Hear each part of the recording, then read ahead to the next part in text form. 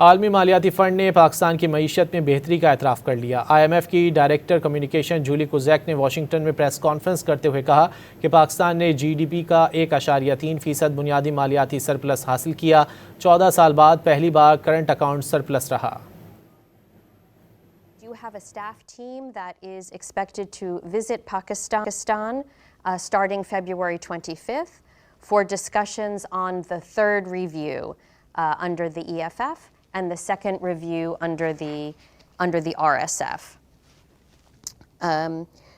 Pakistan's policy efforts under the EFF have helped stabilize, the economy and rebuild confidence. I would say a few things. First, fiscal performance has been strong.